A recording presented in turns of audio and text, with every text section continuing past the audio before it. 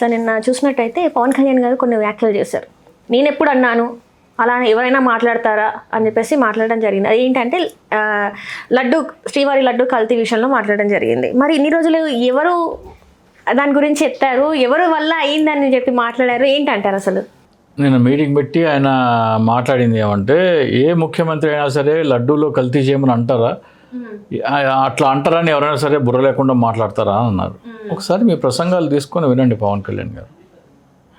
మీ లడ్డు గురించి ఏమేమి మాట్లాడారో మీరు ఒకసారి మీ ప్రసంగం తీసుకొని మాట్లాడితే, మీ కుట్ర ఏంటప్పుడు? జగన్మోహన్ రెడ్డి ఒక క్రైస్తవుడు, హిందూ దేవతలు అంటే ఆయనకి గౌరవం లేదు, హిందూ మతాచారాలని హిందూ ధర్మాన్ని అపవిత్రం చేసేందుకు కల్తీ చేశారు అని చెప్పారు. మీరు ఒక్కరే కాదు, మీరు కాషాయం వేసుకొని మాల వేసుకొని మెట్లు కడిగి ఇవన్నీ చేశారు. ఆ మాధవీలత చిడతలు పట్టుకొని వందే భారత్ ఎక్స్ప్రెస్లో పోయింది. మళ్ళీ తర్వాత చాలామంది బయటకు వచ్చారు. ఇంకొక ఆమె ఉంది, సినిమా యాక్టర్ మాధవీలత, ఆమె కూడా చాలా మాట్లాడింది. ఇప్పుడు ఇక్కడ విషయం ఏంటంటే, జగన్మోహన్ రెడ్డి క్రైస్తవుడు కాబట్టి మీరు అంతగా స్పందించారు, అంతే కదా. కల్తీ చేసింది ఎవరు? వీళ్ళ హయాంలో ఆ తర్వాత వద్దాం. డైరీ వాళ్ళు చేశారు, ఈఆర్ డైరీ, లేకపోతే ఇంకో వేరే పేరు మీద వైష్ణవి డైరీ, లేకపోతే అక్కడ బోలేబాబా డైరీ. ఎవడైనా సరే దేవుడి నెయ్యిలో కల్తీ చేస్తావా అని ఆ డైరీల ముందర వెళ్ళి ధర్నా చేసినారా? చేయలేదు కదా. కేవలము జగన్మోహన్ రెడ్డి ఒక హిందూ ద్వేషి, హిందూ మతాన్ని అపచారం చేశారని హిందూ మతస్థుల మనోభావాలు దెబ్బతీసి ఆయనకి వ్యతిరేకంగా జరిపి రాజకీయ లబ్ధి ప్లస్ మోడీ అమిత్ షాతో షాబాష్ అనిపించుకోవాలా, అంతే కదా. ఇది మీ కుట్ర. ఇది మీరు చేసింది, నేను చేసింది డ్రామానా అంటున్నారు. మీరు చేసింది ముమ్మాటికి డ్రామా పవన్ కళ్యాణ్. మీరు చేసింది ముమ్మాటికి డ్రామా.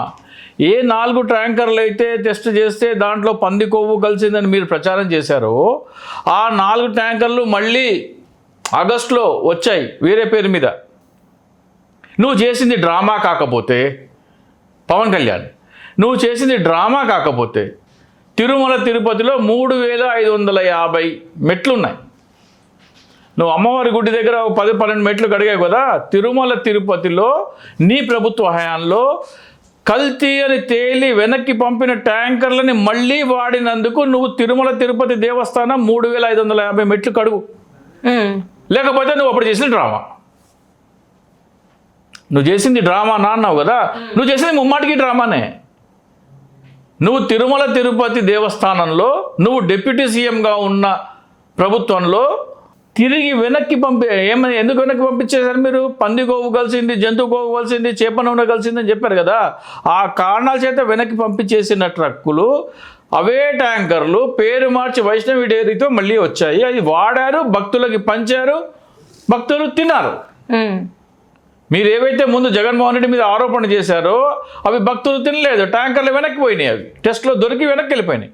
కానీ అవే ట్యాంకర్లు మీ ప్రభుత్వంలో వండి వార్చి లడ్డూలు ప్రసాదంగా దేవుడు స్వామివారికి నివేదించి అవి భక్తులకు పంచారు కదా. దాని సంగతి ఏంటి అంటే ఇప్పుడు మళ్ళీ దాన్ని ప్రాయశ్చిత్తం చేయవా నువ్వు? అదే బీజేపీతో మళ్ళీ పొత్తు పెట్టుకున్నారు. అప్పుడు నేనేం చేసాను తెలుసా? ఒక కారం పొడి ప్యాకెట్ కొరియర్ చేసిన. ఎవరికి కొరియర్ చేసిండ్రు? జనసేన పార్టీ ఆఫీస్కి. మీకు పెడతా వీడియో. కొరియర్ చేసి పూసుకో, నువ్వు ఒంటికి పూసుకో. రోషం పౌరుషం లేకపోతే ఒంటికి కారం పూసుకోవడం అన్నావు కదా. ఇప్పుడు ప్రత్యేక హోదా ఏమని బీజేపీతో పొత్తు పెట్టుకుంటున్నావు కదా, ఒంటికి కారం పూసుకోండి, కారం పొడి పంపిస్తాను నేను. దాని మీద మరి ఏమైనా స్పందించిన వాళ్ళు మళ్ళీ ఏం స్పందిస్తాడు? నువ్వన్న మాటలే. బీజేపీని ప్రత్యేక హోదా మీద ప్రశ్నించలే చేత కాకపోతే ఒంటికి కారం పూసుకోండి అన్నాడు. అదే బీజేపీతో ప్రత్యేక హోదా ఇవ్వకపోయినా కానీ నువ్వు పొత్తు పెట్టుకున్నావు అంటే నువ్వు కూడా కారం పూసుకోవాలా? ప్రతిదీ డ్రామానేనమ్మా. తోట త్రిమూర్తులు గారు మన జాతి గౌరవం మీరు ఎవరికి సమర్థిస్తున్నారు, ఎవరికి ఇస్తున్నారు మన జాతి గౌరవం అని మాట్లాడాడు. తోట త్రిమూర్తులు గారు ఒక్క నియోజకవర్గంలో రామచంద్రపురంలో పోటీ చేసినందుకు అంత మాట మాట్లాడారు. అంత మాట మాట్లాడితే మరి ఈయన చంద్రబాబు నాయుడు కోసం 170 నియోజకవర్గాల్లో పనిచేసినాడు కదా.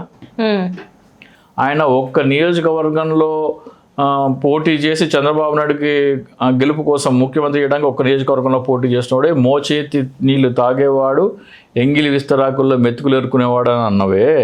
నువ్వు 170 స్థానాల్లో చంద్రబాబు నాయుడుకి సపోర్ట్ చేసావు కదా, మరి నువ్వు చంద్రబాబు నాయుడు ఏం తాగుతున్నావు ఏం తింటున్నావు?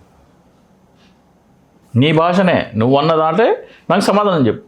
అట్లా పవన్ కళ్యాణ్ చెప్పిన ప్రతి ఒక్క స్టేట్మెంట్ పక్కన పెట్టుకుంటే ఆత్మాభిమానం ఉన్నోడు అది వింటే చీ అని రాజీనామా చేసి రాజకీయాల నుంచి వైదొలుగుతాడు. నేననలేదు అంటావేంటి? ప్రాయశ్చిత్త దీక్ష చేసినావు కదా, నీ ప్రభుత్వ హయాంలో నువ్వు డిప్యూటీ సీఎంగా ఉన్న ప్రభుత్వ హయాంలో అపచారం జరిగింది. తిరుమల మెట్టు కడుగు, 3550 మెట్లు కడుగు. కడుగుతారా? అసలు దీని మీద అసలు స్పందించిండ్రా, మాట్లాడినరా? నిన్న మాట్లాడిండ్రు, ఇన్ని రోజులైనా కూడా ఒకసారి కూడా మాట్లాడలేదు. అది మాట్లాడింది కూడా ఇప్పుడు ఏంటంటే అట్లా నేను అనలేదు అని చెప్పేసి అన్నారు. కానీ దీని గురించి ఒక అంటే ఏంటంటే అక్కడ జనాలకి తెలిసిపోయింది వాస్తవం. అంటే వీళ్ళు ఏం చేశారంటే ఈ మ్యాటర్ మొత్తం బయటికి రాకుండా అంబటి రాంబాబు విషయంలో డైవర్ట్ చేద్దామని చూశారు, కానీ అదే అవ్వలేదు. జనాలకి వాస్తవం ఏంటనేది అర్థమైపోయింది. తెలిసిపోయినా సో వీళ్ళు డైవర్ట్ చేయడానికి ట్రై చేశారు, కానీ జనాలు ఫస్ట్ ఆఫ్ ఆల్ జంతువు కొవ్వు లేదని ఒకటి తెలిసింది. ప్లస్ ఆ కల్తీ అంటున్నారు, ఏదైతే కల్తీ అంటారో మీ ప్రభుత్వ హయాంలో కూడా వాడారు.